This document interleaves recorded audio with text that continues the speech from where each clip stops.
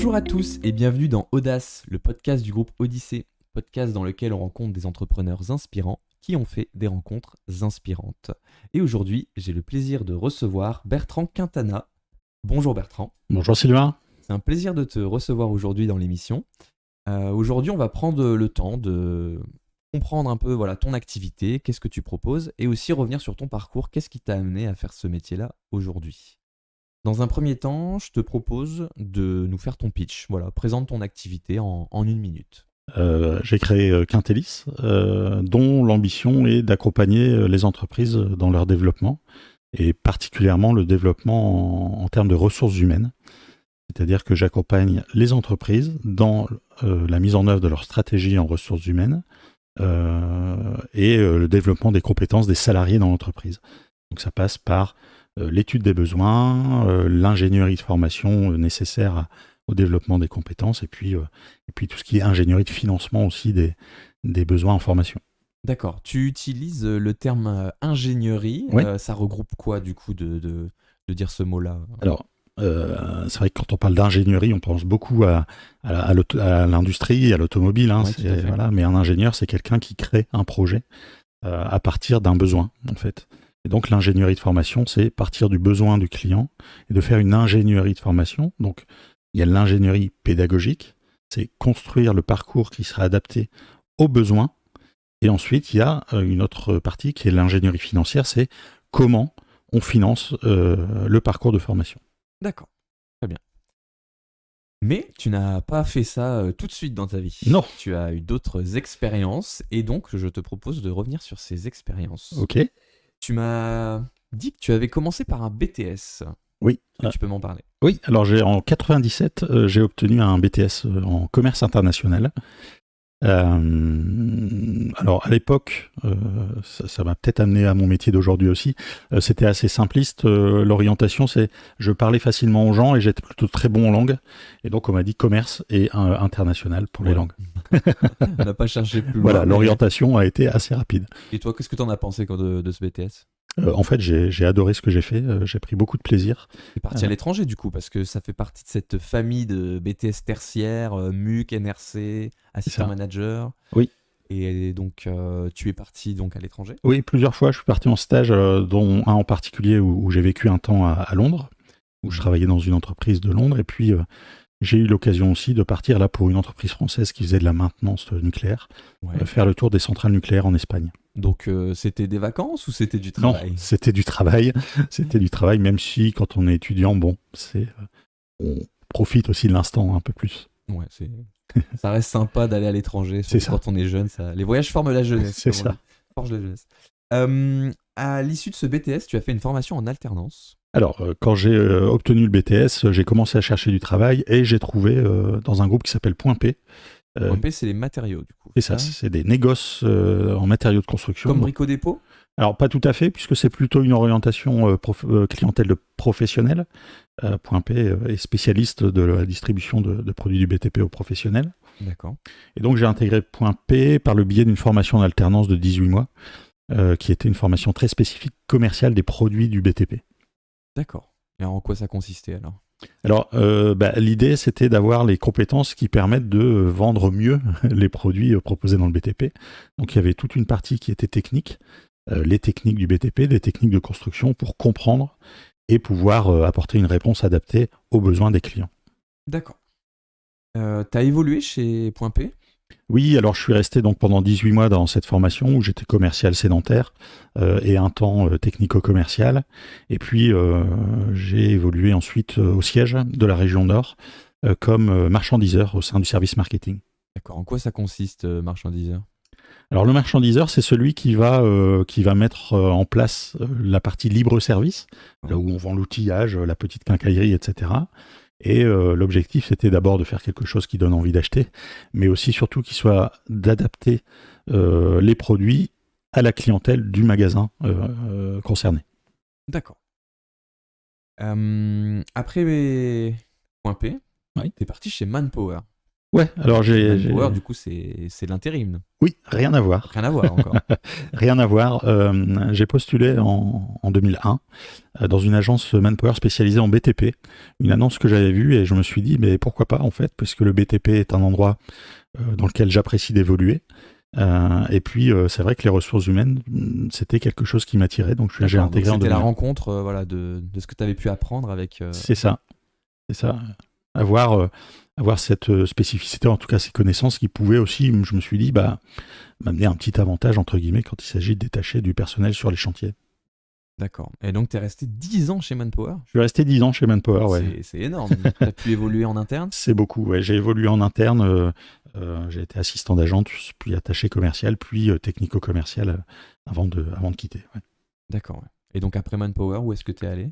Donc après Manpower, j'ai intégré un organisme de formation à Valenciennes, spécialisé dans la formation professionnelle, formation réglementaire, mais aussi formation métier.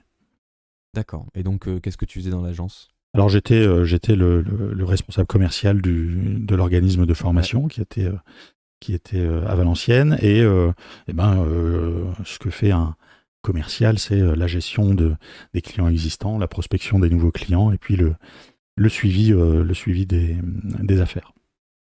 D'accord. Et ensuite, tu es parti chez Axis. Qu'est-ce que c'est Axis? Alors, en fait, en 2014, je suis devenu responsable d'agence chez Axis, intérim et recrutement, qui était la filiale recrutement et intérim du groupe Honnête. Voilà, une agence qui avait ouvert en mars. Moi, je l'ai reprise en novembre, hein, donc elle a été un temps sans responsable. Donc, je suis à l'origine d'Axis intérim et recrutement à Valenciennes. D'accord. Le Axis a été racheté?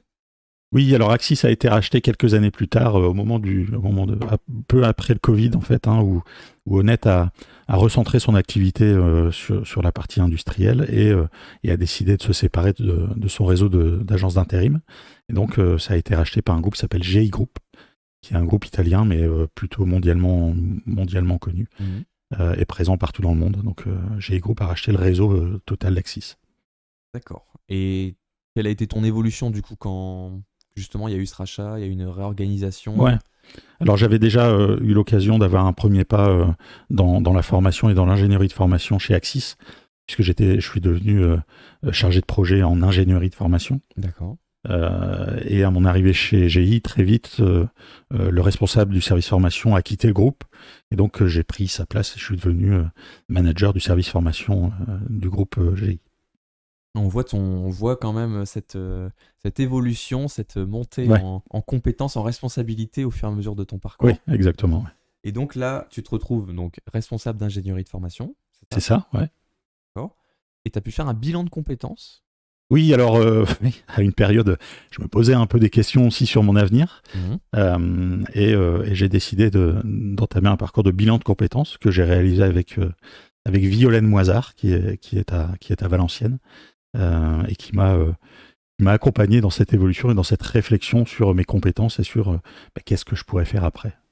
Est-ce qu'il y avait possible de faire une validation des acquis de l'expérience, peut-être avoir un diplôme en ingénierie de formation? Il y avait ce genre de possibilité? Alors on n'en était pas là, il y avait cette possibilité puisque le diplôme en ingénierie existe. Je ne l'ai pas fait. Mais mon expérience justifiait que j'avais la compétence puisque ça faisait plusieurs années que je gérais un service et que j'avais fait de l'ingénierie de formation. Très bien. Ton aventure du coup a eu un tournant délicat. Oui, alors j'ai eu un petit temps d'arrêt où j'ai mis un genou à terre, même plus qu'un genou, hein, puisque j'ai fait un burn-out. Voilà, une période pas sympa de ma vie. Et là, le cerveau s'est arrêté un temps et le corps un petit peu aussi. Du coup, ça m'a mis un peu à mal, oui, effectivement. Tu penses que c'est le fait de toutes ces années dans un environnement qui était peut-être stressant, challengeant, toutes ces choses-là qui se sont accumulées?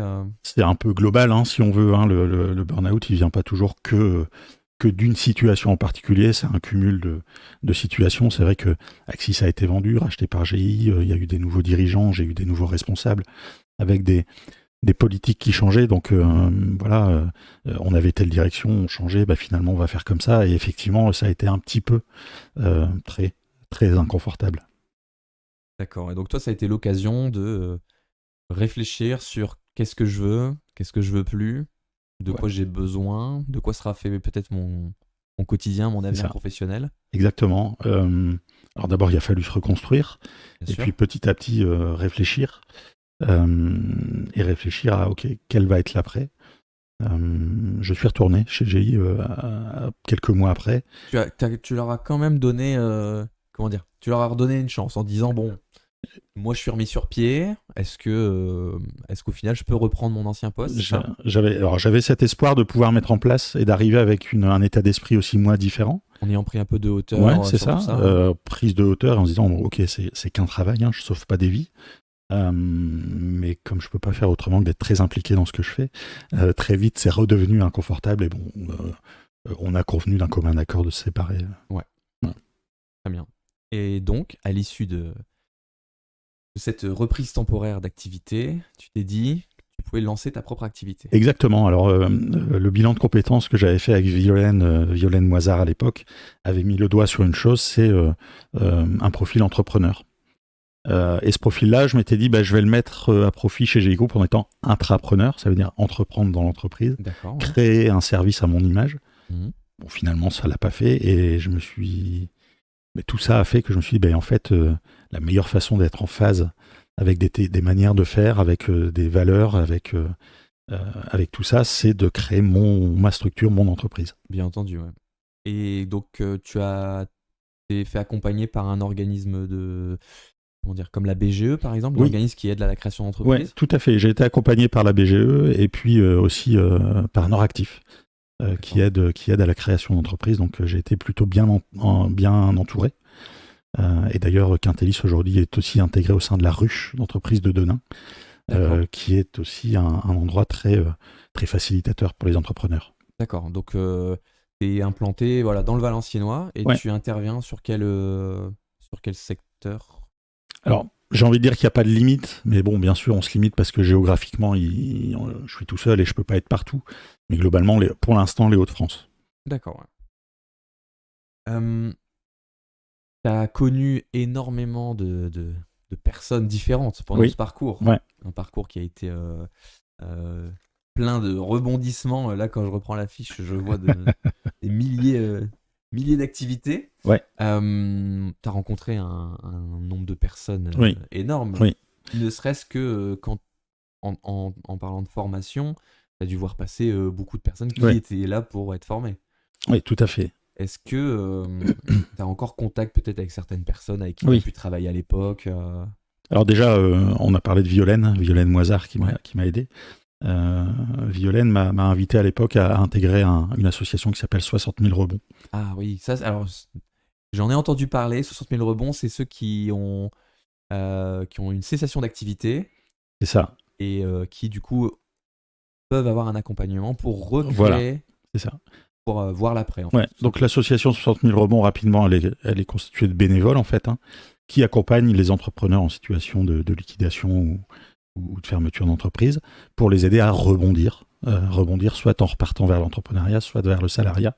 Et donc c'est un accompagnement avec 3 pôles, toujours un coach certifié qui accompagne les entrepreneurs. Mhm. Il y a des parrains aussi, qui jouent un rôle de parrain, comme un parrain classique. Ils prennent des D'accord. nouvelles, comment ça va aujourd'hui, on va boire un café, comment tu te sens, etc.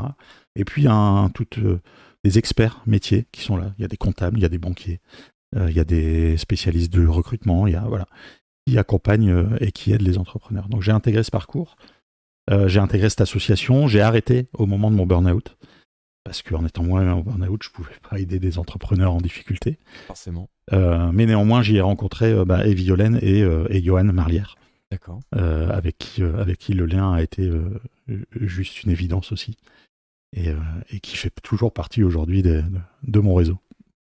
Est-ce qu'il y a aussi des personnes du domaine de la formation avec qui tu peux collaborer sur certains projets ou est-ce que toi, tu as tourné la page de ton ancien métier Alors, j'ai pas du tout tourné la page.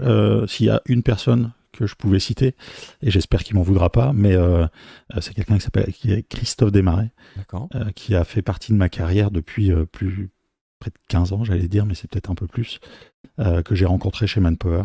Il était à l'époque jeune responsable d'agence, désolé Christophe, Mhm. et moi j'étais jeune commercial, je lui ai appris le BTP, il m'a appris le métier de commercial, dans l'intérim et dans le recrutement.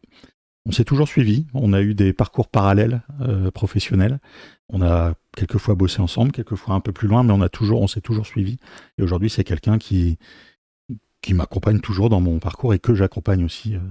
Voilà. Vous pouvez échanger du coup Exactement. sur ces thématiques-là et aussi vous apporter un peu un regard extérieur. C'est ça, tout à fait. C'est important, ouais, on pense souvent concurrence, on pense souvent rivalité avec les métiers qui peuvent être connexes aux nôtres, alors que c'est justement hyper enrichissant de Tout à fait, ouais. pouvoir échanger, de prendre du recul.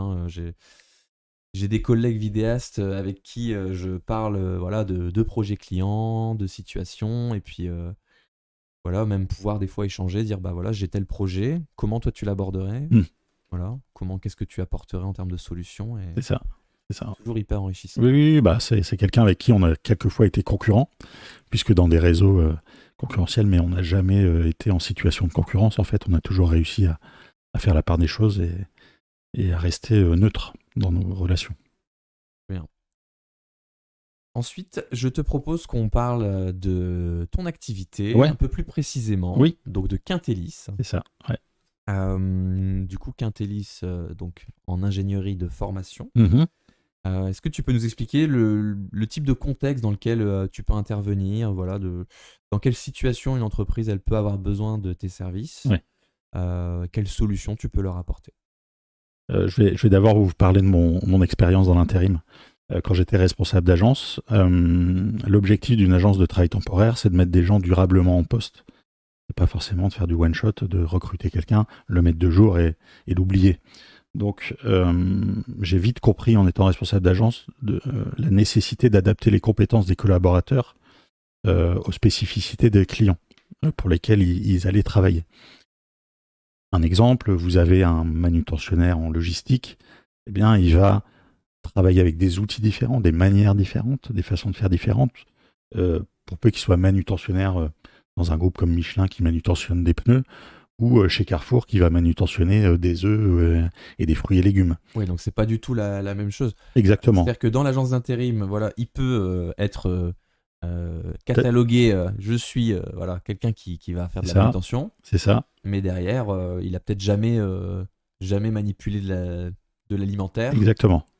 Exactement. Et donc l'idée, c'est d'adapter les compétences, pas forcément. Alors la formation, j'allais dire réglementaire, elle est ma foi obligatoire. Hein. Quand on a un cariste, il faut bien qu'il ait ses cassettes pour conduire des chariots. Évidemment. Ok, mais sauf que quelquefois sur les chariots, il y a des systèmes électroniques de gestion des stocks ou de suivi des approvisionnements.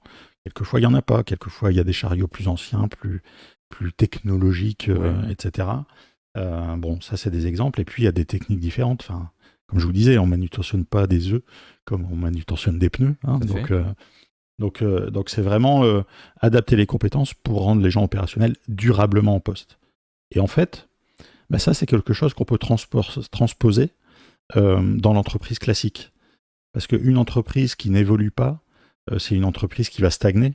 Et aujourd'hui, les entreprises, elles ont affaire à des évolutions réglementaires, mais aussi il y a des évolutions techniques, l'intelligence artificielle, les nouveaux outils de production qui facilitent un petit peu les choses. Il y a tout ça. Et puis il y a les nouveaux marchés qui arrivent, les nouvelles tendances, etc. Et donc les entreprises ont ce besoin permanent de faire évoluer les compétences de leurs collaborateurs. Sauf que on n'est pas ingénieur entre guillemets en formation qu'il veut.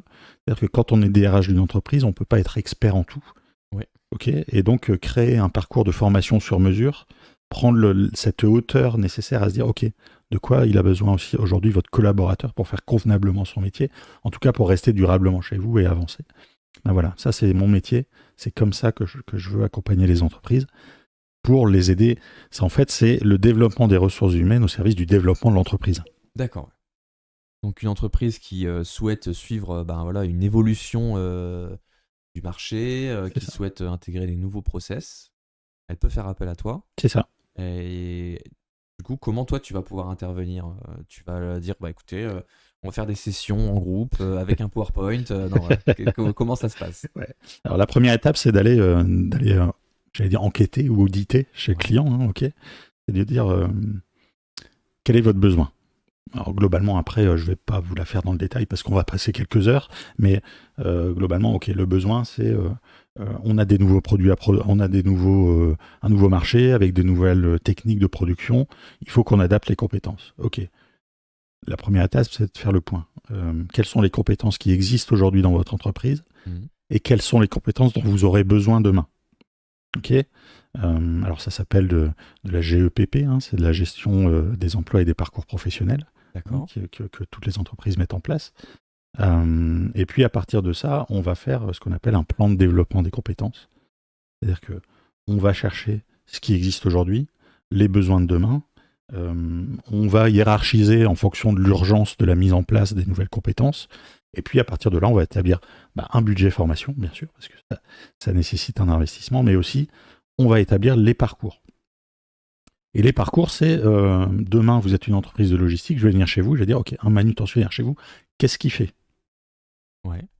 J'ai été confronté à ça dans mon ancienne vie chez GI, où le client dit, monsieur, il décharge des camions. Je dis, non, non, je veux savoir à quelle heure il arrive, comment il se gare, où est-ce qu'il va se changer, qu'est-ce qu'il va utiliser comme engin, est-ce qu'il a des gants spéciaux, est-ce que sur votre engin il y a de l'électronique ou il n'y en a pas, est-ce qu'il y a des techniques particulières pour pointer ce qu'il va aller charger ou décharger, est-ce qu'il y a une notion de frais, voilà, je veux tout savoir. Et globalement, si votre gars il doit décharger des camions le matin, faire la cuisine le midi et faire de la couture le soir, je veux le savoir en fait, pour Ok. créer le parcours qui va être le plus adapté possible. Ouais, donc tu vas vraiment creuser le Ouais, truc et pas transposer un, un truc de formation que tu as pu faire. exactement.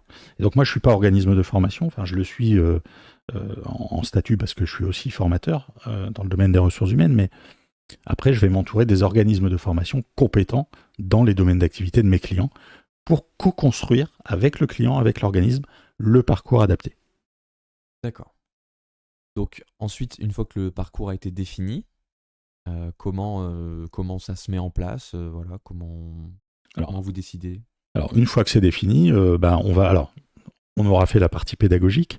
Il faut aussi qu'on fasse ce qu'on appelle l'ingénierie financière, hein. C'est comment on va financer le parcours. Ça, c'est les deux volets de ton activité, Ouais, l'ingénierie de formation et l'ingénierie financière. ouais, tout à fait. Créer la formation et voir comment on la finance. C'est ça, exactement. Il y a différents canaux, je ne vais pas rentrer dans le détail ici, mais il y a différents canaux de financement de la formation professionnelle, hein. Il y a des dispositifs externes à l'entreprise, quand il s'agit notamment d'intégrer des nouveaux collaborateurs. France Travail, les régions, les départements sont en mesure quelquefois de financer des parcours. Ouais. Et puis il y a des dispositifs internes qui sont portés par ce qu'on appelle des OPCO, hein, qui en quelque sorte la mutuelle formation des entreprises, D'accord. pour simplifier la Ok, chose. ouais, c'est intéressant cette Euh, manière de le présenter. Et donc, C'est pas mal. par le biais des OPCO, c'est OK, quel est le budget auquel on a droit et comment on peut construire le financement du parcours. Très bien. Et donc une fois qu'il est défini, financé, Et ben c'est parti. c'est parti. Alors comment se passe, comment toi tu vas accompagner sur cette partie-là? Alors moi, je vais avoir un œil de suivi, en fait, Ouais. une fois que c'est mis en place, puisqu'il y a l'organisme de formation qui va former. Ouais. OK. Et puis, pour un client en particulier, moi, je vais avoir un suivi. J'ai quelques exigences que je note au départ. Je considère que on se dit pas, OK, on a fait le parcours, on met des gens dans la salle et on attend qu'ils sortent. Parce que ça va pas marcher. Donc Donc, il y a de l'évaluation après, voir si ça a alors, été compris. il y a de l'évaluation continue, mais il y a aussi de la présence continue. Je pense que pendant tout le parcours, il faut être régulièrement présent pour aller voir comment ça se passe. D'abord les stagiaires, on appelle les stagiaires de la formation, mais aussi l'organisme de formation, le client, pour si besoin réadapter quelquefois à un besoin spécifique. Donc il faut D'accord, qu'il y ait donc un suivi tout au long du parcours de formation. donc même pendant la Oui, formation, on peut faire des ajustements. ouais, tout à fait. Mais c'est même, alors c'est pas toujours un besoin, mais c'est nécessaire de ne pas s'engouffrer dans une fausse piste, entre guillemets, en tout cas, si c'est pas cohérent. Ouais. Donc c'est important d'avoir un suivi régulier. Et puis bien sûr, une évaluation finale, mais ça c'est juste une obligation légale.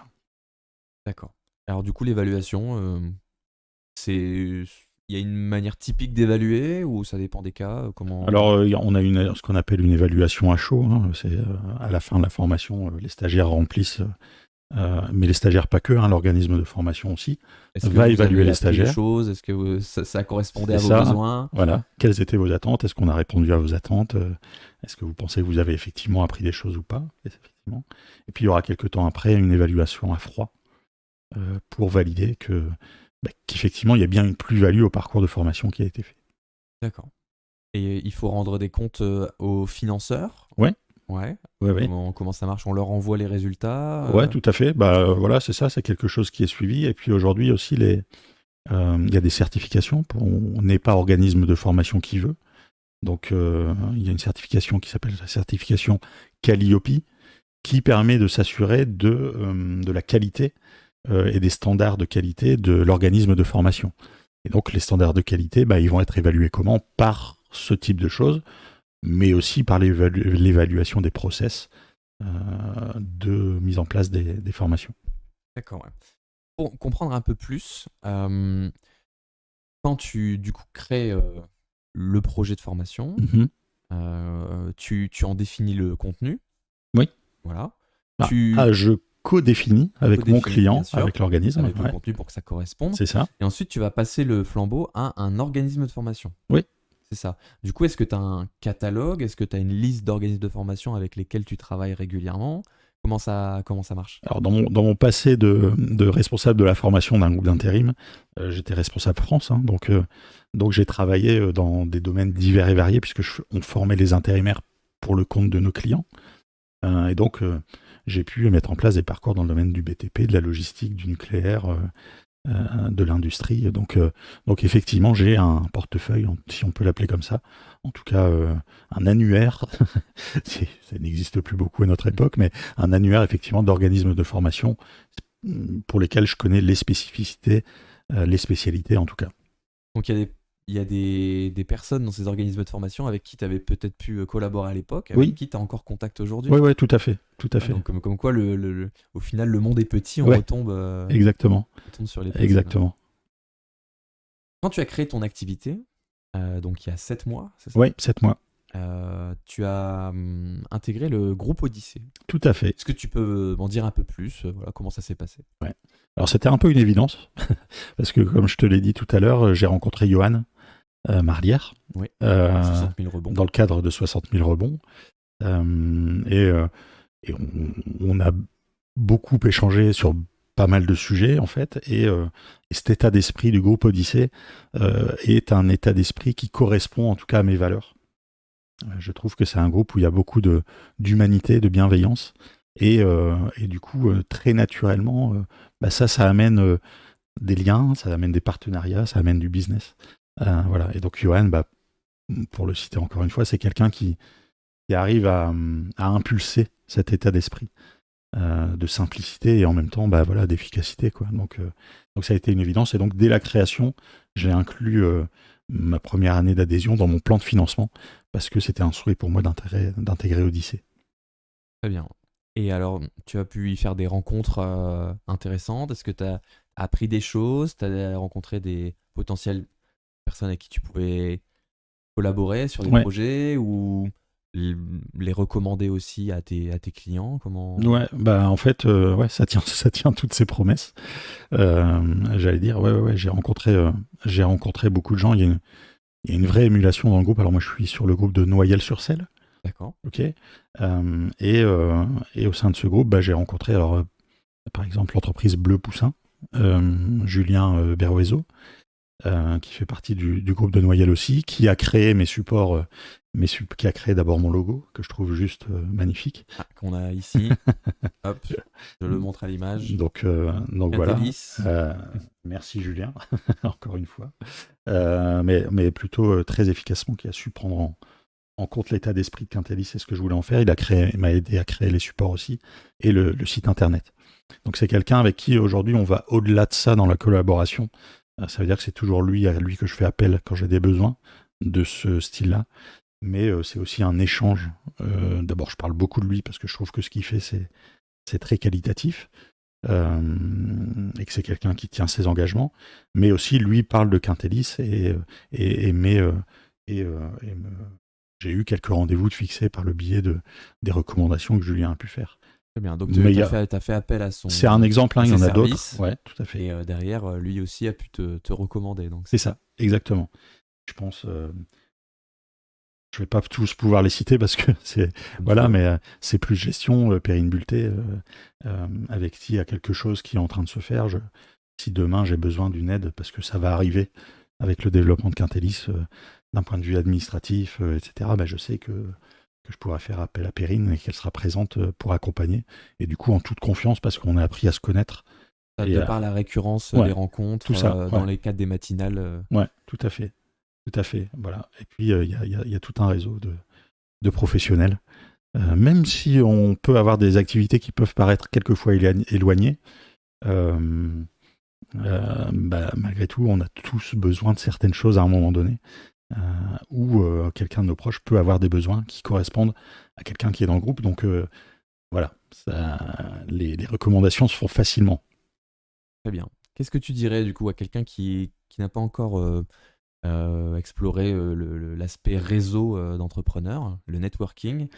Qu'est-ce que tu lui dirais pour l'inviter à ne serait-ce que découvrir ce domaine?